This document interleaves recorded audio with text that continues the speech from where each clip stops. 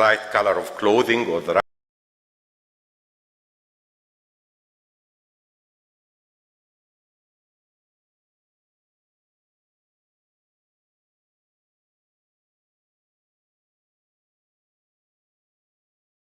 a bit peculiar to us,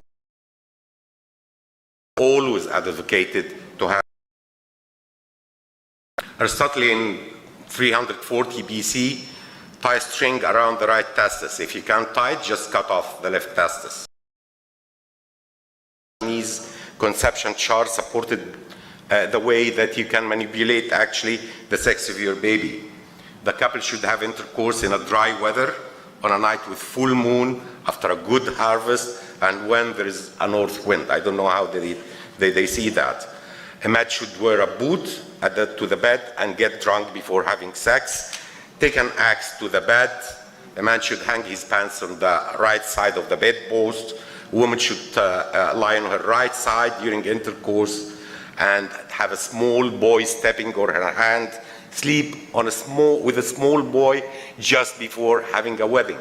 Or the bride should wear man clothes. So as we can see, there are hundreds of ways. And equally 50-50 chance mean one recipe is going to work. Scrotal temperature. For a girl, man should take a hot bath. For a boy, you should keep it cold. Don't take sauna baths. Don't work in a hot furnace. Don't work for long hours. Room temperature should be okay. Caffeine, the one drug that actually helps you to conceive the boy, this obviously is a Starbucks propaganda. Men and women should have high caffeinated food and drink. A long term for a boy is vice versa. Intercourse. At the afternoon, you get a girl in 1 moon and quarter, odd days of the month, acidic douches before. We have so many recipes if you look at the net, and everybody is saying his recipe is the best recipe. Chinese lunar calendar, this is, we know it, and if you can see in January, if you have sex on the 20th of January, you're about to have a girl. While if you have it on the 21st, you're going to have a boy. Biological rhythm. It's again an internet tool. You just put some data and then you get your rhythm, and this rhythm will tell you when you are going to have a boy or when you are going to have a girl. Some scientific methods to have sons that's equally present. Recipes use the fact that androgenic sperms, Y-carrying sperms are lighter, smaller, swim faster. So it was hypothesized that if the couple is having intercourse close to the time of ovulation, your chances of having a boy is higher than that if you have it a few days earlier on.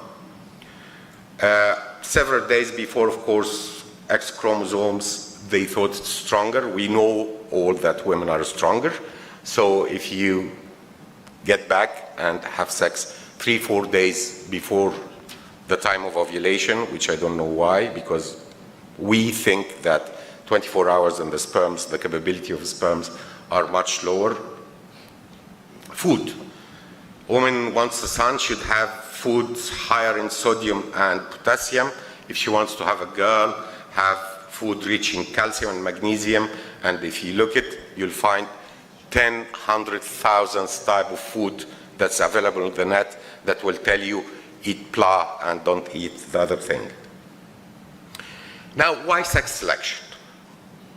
The husband wants a son to carry his name. Obviously, in Muslim communities, inheritance issue is very, very strong. And balancing of the family. Economics. Male are simply a better investment in lower social classes and more valued by the society. And then you come to whatever the higher social classes, we want small happy family, a mother, a boy, and the girl, and that's how it's marketed on the media. Whenever you are speaking about a happy family, you find a man, a woman, boy, and a girl. Now we have to think, is it really sex selection or is it a male selection? when about 6,000 married women were questioned about their sex preference of their offspring. For all women who intended to have children in the future, the calculated sex preference ratio in favor of male was 1:4 to 100. And this ratio rises to about 190 if they are having infertility. So actually, we are speaking about huge imbalance. So if we would allow this, we'd have in Egypt, wasn't done in Gambia, it was done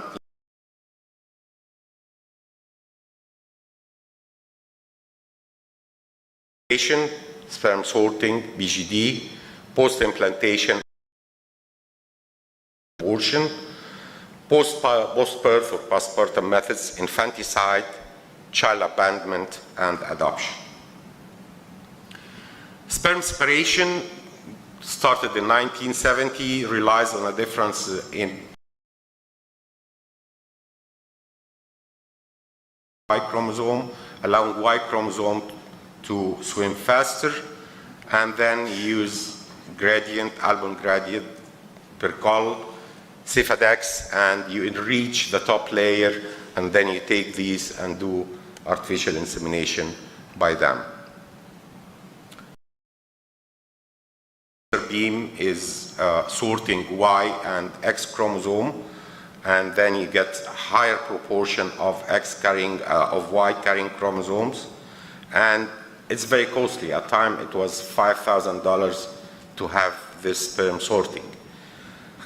The process was only accurate 93% for producing girls, and only 73% for producing boys. That's why actually it was never popular. I would imagine if the incidence was the reverse, it would have been different. Of the embryo, 4-8 cells, and then fish, and transfer only Y-carrying embryo.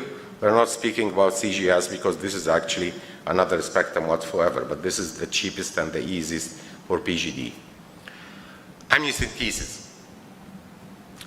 An Indian survey found that 96% of all aborted female fetuses were done after amniocentesis, which revealed the sex of the child. The use of this technology for sex selection might be accelerated with the introduction of sexual pre-selection technique, especially the price of amniocentesis getting down.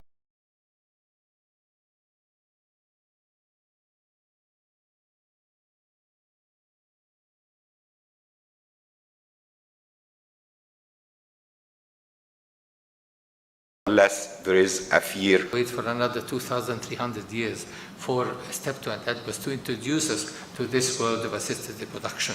And today, of course, we have more than 5 million babies born to the technique of assisted reproduction.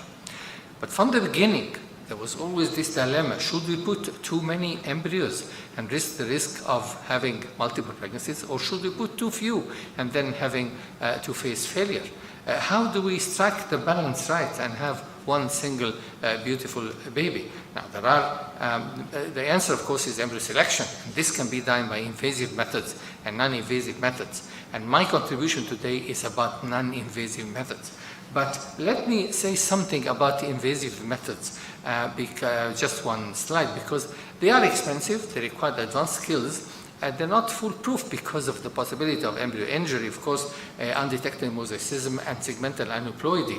And we are still in a dilemma between the two meta-analyses, the one which was produced by Massenbroek, showing that, in fact, when you do this, you injure the embryo, then you have a lower live birth rate, as Professor Yaqub will tell you.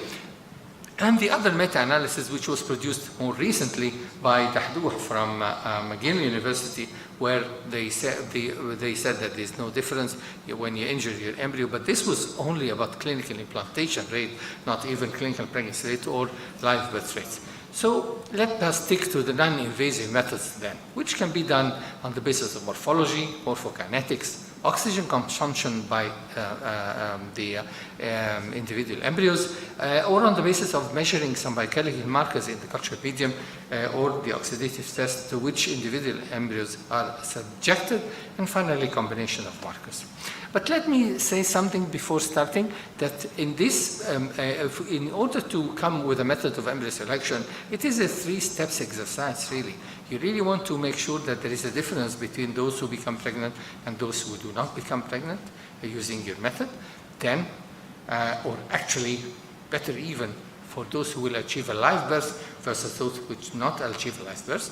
Then if you do the opinion of Dr. Yaqub again, there's nothing to be gained by extending the culture of a limited number of embryos. They are better in than out. Yeah. For simple common sense reasons. You don't have problem with the incubator selection-wise, and the uterus will provide the right environment, probably better than outside. Yeah. So, consequently, embryos to let them grow up to their 5. Yeah, I don't know if somebody has studied this, but I would go for 5 embryos. And again, I would like to, I mean, It depends on your target. If you have decided to put a single embryo, if you have 2 embryos in your culture, to their 5. But if you are adjusting to the individual circumstances of patient and you are open-minded about 2 or 1, then if you have 2, put them back. If you have 3, you can give the benefit of the doubt and extend to their 5. Thank you. Thank you very much. Last question. More question? Yeah. Okay. Let's vote for the question on the board. All right, these are the questions. Yeah. The cleavage stage, all the following are criteria of a good embryo except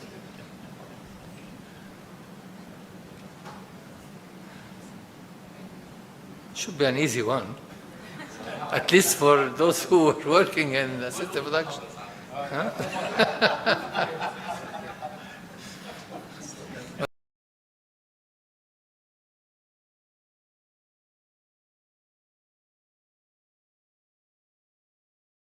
Okay, thank you very much.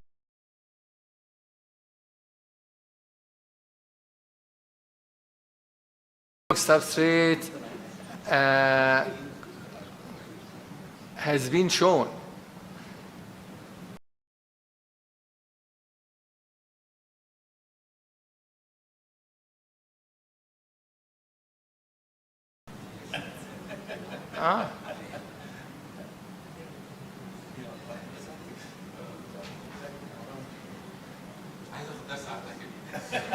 Yeah.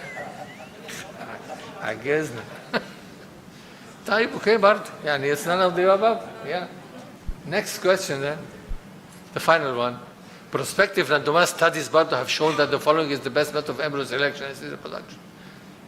Evaluation of the embryo morphokinetics.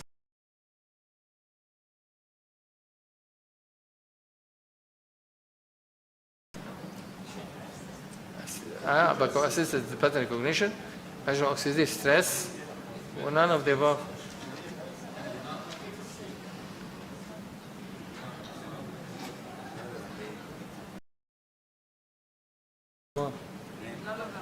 ايوه طبعا.